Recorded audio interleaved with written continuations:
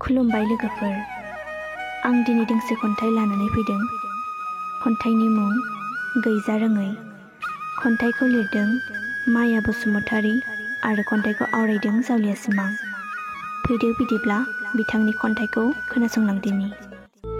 गैजा रोङै।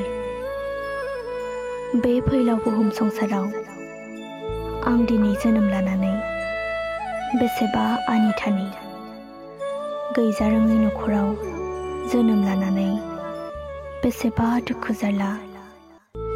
सानदोंमोन आं मिनि खुसि थानो, हाया नाथाय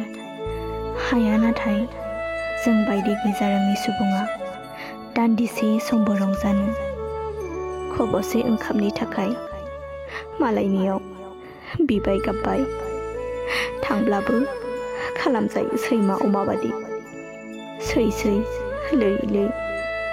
आय' बेबादिनो थांसिगोन नामा आंनि बे थिफ्लिंसे जिउआलाय। एसेनोसै, गोजोन्थों। भिडिअखौ मोजां मोनदोंब्ला लाइक, शेयार आरो कमेन्ट खालामदो। लोगोसे जोंनि जावलिया सिमां इउटुब चेनेलखौ साबस्क्राइब खालामदो आरो फेसबुकआव नायदोंब्ला जोंनि जावलिया सिमां फेसबुक पेजखौ लाइक, फल' खालामदो। एसेनोसै, गोजोन्थों।